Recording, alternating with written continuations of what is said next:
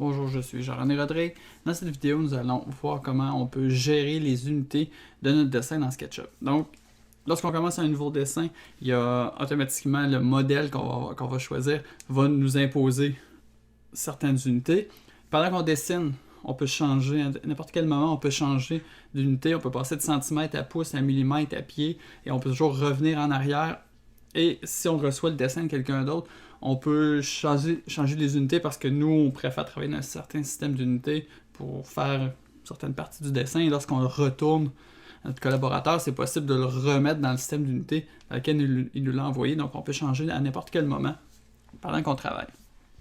Donc, simplement un dessin très simple. À l'écran, j'ai le bonhomme qui est offert là, dans plusieurs des modèles de SketchUp.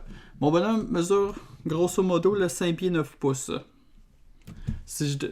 Donc on va aller changer les unités du dessin pour afficher sa grandeur de différentes manières. Donc les unités qu'on va changer vont affecter les cotes qui sont placées dans le dessin, donc ça va affecter la manière qu'ils sont écrites, et ça va aussi affecter, lorsqu'on va commencer une nouvelle commande, bien les unités qui nous sont demandées lorsqu'on trace une ligne, par exemple, ou lorsqu'on trace un cercle, ça va être dans le même système d'unités. Donc, on va aller dans Fenêtre, dans le menu déroulant Fenêtre, Info sur le modèle. Dans les choix à gauche, on va descendre à Unité. Puis, on va faire un petit tour. Donc, Architecture, ça va être coté en pieds, pouces et fractions de pouces. Décimale, ça va être coté en décimales, donc un chiffre avec un point, une virgule et des décimales. On peut décider de mettre ça en pouces, en pieds, en millimètres, centimètres, mètres. On a le choix. Fractionnel, c'est uniquement en pouces. Et ingénierie, c'est uniquement en pieds. Présentement, ce que j'avais, c'était fractionnel. Ensuite, on peut gérer la précision. Moi, j'ai mis la précision à 0 pouces, donc il va venir arrondir au pouce le plus proche. Donc, si je mets la précision à 1/8 de pouce, bien on le voit automatiquement. Mon bonhomme, en réalité, mesure 68 pouces et 7/8. Si j'augmente ma précision, en réalité, il mesurait plutôt 68 pouces et 27,32. Et je peux aller jusqu'au 64e de pouce près.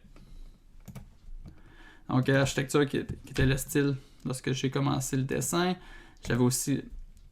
J'avais la précision à 0 pouces. Donc, il arrondit au pouce près. Donc, à l'unité la plus proche. Donc, 5 pieds 9 pouces. Puis là, je peux changer ma précision pour avoir 5 pieds 8 pouces et 7/8. Puis, on va dire non, décimale, ça nous permettrait d'avoir la valeur en pouces avec les décimales, avec une précision qui peut être quand même assez importante. Et sinon, ingénierie, donc ça m'impose une mesure en pieds. Ça va mettre des fractions, pas des fractions, mais des décimales de pieds. Donc, mon bonhomme mesure 5,737 pieds. Donc, c'est pas des pieds et des pouces, c'est vraiment pieds et les décimales. Donc, je vais le remettre comme il était au début. Architecture, précision à l'unité près. Donc, je quitte ça et à partir de maintenant, je peux dessiner, puis les unités ont été changées. Donc, je vous invite à jouer un petit peu avec le menu, juste vous familiariser. Lorsque vous serez bien à l'aise avec ça, je vous attends dans les vidéos suivantes.